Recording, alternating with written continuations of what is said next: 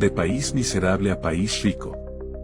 Ya estamos a punto de llegar al año 2025 y a la celebración de los 200 años de la independencia y liberación de Bolivia del yugo español.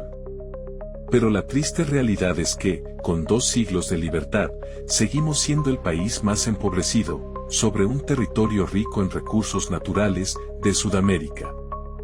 Solo como dato, Bolivia tiene el doble del territorio de Francia. Pero no se trata de tamaño, cantidad, población ni riquezas naturales. Hay un país en el mundo con el que podemos comparar el desarrollo económico que se logra cuando hay verdadera decisión y voluntad de sus gobernantes y su población.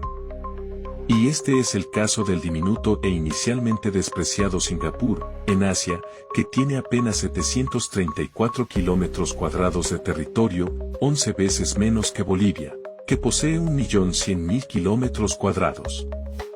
Singapur cuenta con 5,6 millones de habitantes, la mitad de los 11 millones de Bolivia. Pero lo más llamativo aquí es que el Producto Interno Bruto de Singapur es de 466.000 millones de dólares, en tanto que el de Bolivia llega solo a 44.000 millones, es decir, casi 11 veces menos. El ingreso per cápita de Singapur, que es el ingreso promedio anual por cada habitante, es de 83.000 dólares. Pero de Bolivia apenas llega a 3.600 dólares. Son datos para llorar. Singapur era una colonia de Reino Unido. Bolivia era colonia de España. Singapur logró su independencia recién en 1965. Mientras que Bolivia consiguió su libertad en 1825, es decir, hace 199 años. Por tanto, no se trata de tiempo para lograr un verdadero desarrollo económico y social de un país, sino de hacer las cosas bien, y eso depende de los gobernantes y muy especialmente de la población en general. Pero veamos ahora qué es lo que hizo Singapur para lograr ese milagro, para dejar de ser un país miserable y despreciado, que pasó de tener un PIB de 705 millones en 1960 a 466.000 millones en 2023, en solo 70 años. Con un ingreso por habitante superior hoy a Estados Unidos, el país más rico con la mayor economía del mundo. Singapur comenzó siendo parte del reino de Sumatra Srivijaya, pero en 1826 llegó a integrar el Imperio Británico. Por más de un siglo mantuvo este estatus, interrumpido solo por un tiempo durante la Segunda Guerra Mundial en que fue ocupado por Japón. Después de la guerra, a medida que los británicos concedían la independencia a más miembros de su imperio, el pueblo de Singapur empezó a pensar en su propia independencia. Los ingleses estaban muy seguros que este fuera un buen paso. Singapur no tenía recursos naturales ni experiencia en materia de gobierno. La gente quería la independencia, pero culturalmente todavía tenía una mentalidad de colonia. Y además de todo eso, los prejuicios raciales eran tremendos. Algo similar a Bolivia. En 1959, Singapur consiguió su independencia. Pero las cosas no le salieron bien. Entonces decidieron que lo mejor que podían hacer era anexarse a Malasia, en 1963. Pero los malayos no se entendieron muy bien con la gente de Singapur, por lo que después de 2 años, Malasia rompió los vínculos que tenía con Singapur.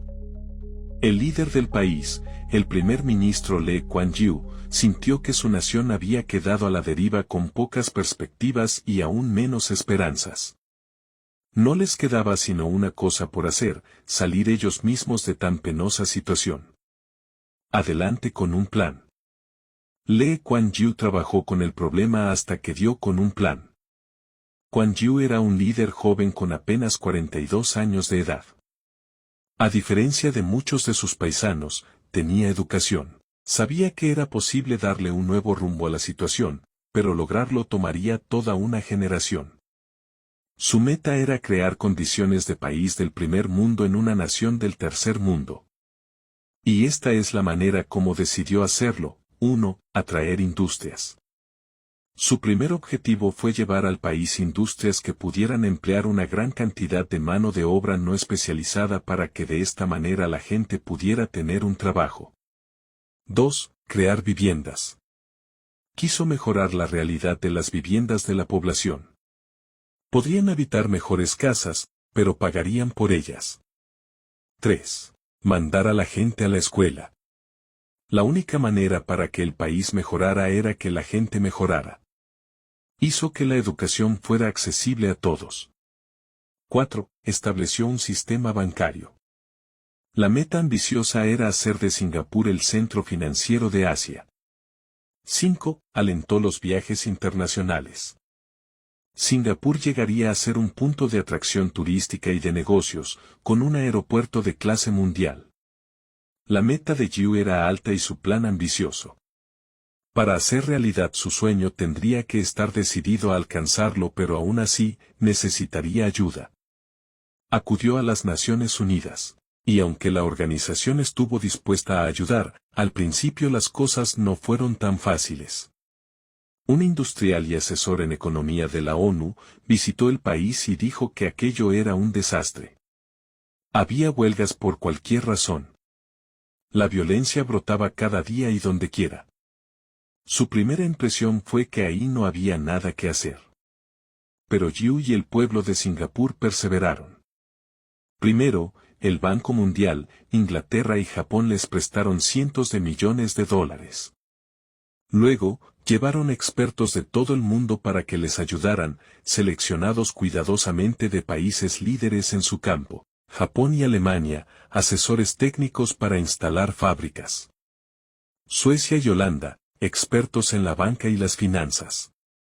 Israel, asesores para el ejército. Nueva Zelanda y Australia, asesores para la Fuerza Aérea y la Marina. Después, llevaron 1.200 compañías de Estados Unidos y Japón, incluyendo a General Electric, IBM, Hewlett-Packard, Philips, Sony, Mitsubishi, Caterpillar, Texas Instruments, Mobileye y otras. Hoy, los habitantes de la tercera edad que han visto la ciudad de Singapur pasar de una ciénaga y un montón de matorrales a una floreciente ciudad internacional, son testigos de ese milagro económico. Hombres y mujeres que hoy tienen más de 60 años de edad han visto al pueblo de Singapur transformarse de ignorante y desvalido en un grupo de triunfadores disciplinados y fuertes. Singapur sigue cambiando. La gente sigue mejorando y gran parte de su atención la concentran en dar y apoyar. Singapur ayudó a Bosnia, a Zimbabue, Turquía, Vietnam, Timor Oriental, Kuwait y otros. Ahora saben que les toca ayudar y todos en este país entienden cuán grandes son las necesidades en el mundo que están dispuestos a ir a donde la ONU les pida que vayan. Así que, saquemos nuestras propias conclusiones y veamos qué es lo que deberíamos hacer los bolivianos.